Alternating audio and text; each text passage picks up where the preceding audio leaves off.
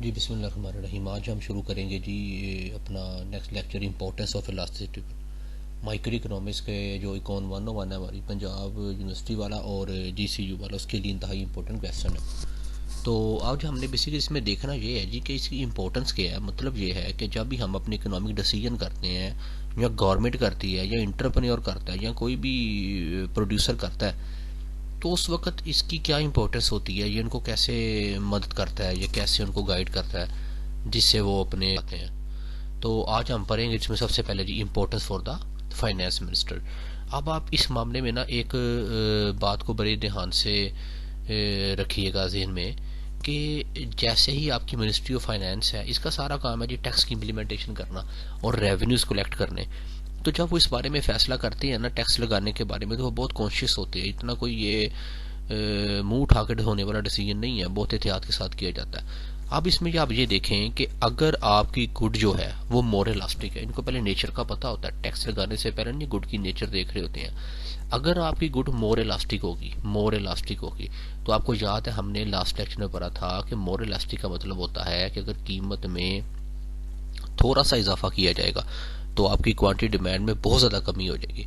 इसलिए वो एहतियात करते हैं कि बजाय कि क्वांटिटी ज़्यादा बिकने के बहुत कम बिकना शुरू हो जाएगी, इसलिए फिर वो टैक्स लगाने में मोहतात रहते हैं। लेकिन अगर प्रोडक्ट इन इलास्टिक होगी तो उन्हें पता होता है क्या होता है कि अगर कीमत में बहुत बड़ा भी इजाफा हो जाएगा ना, तो क्वांटिटी डिमांड में कमी बहुत कम होगी, इसलिए फिर वो कम टैक्स लगाते हैं।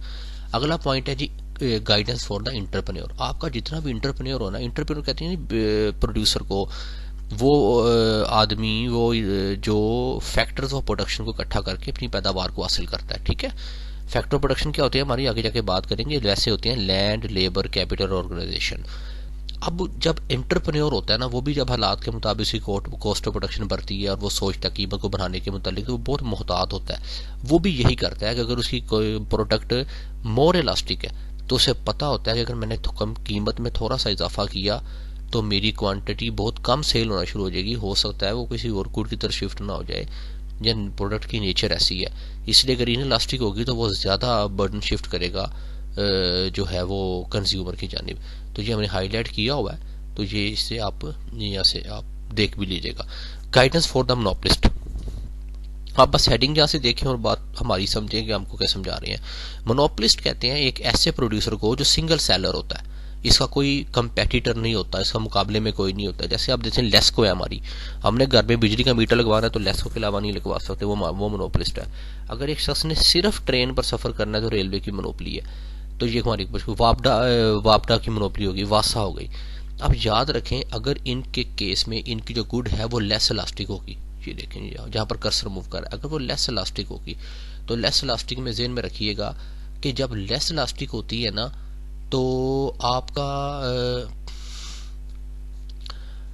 जब ये लेस इलास्टिक हो जाती है ना, तो आपको फिर ज़्यादा कीमत में इजाफा देखने को मिलता है, क्योंकि प्रोड्यूसर को पता होता है भी मैं कीमत बढ़ा भी दूंगा तो मेरी तो क्वांटिटी में बहुत थोड़ी कमी होनी है, इसलिए वो बहुत ज़्यादा कीमत बनाता है। इसलिए मोनोपली जो होते हैं ना वो इतनी बेहतर नहीं होती हमारे लिए।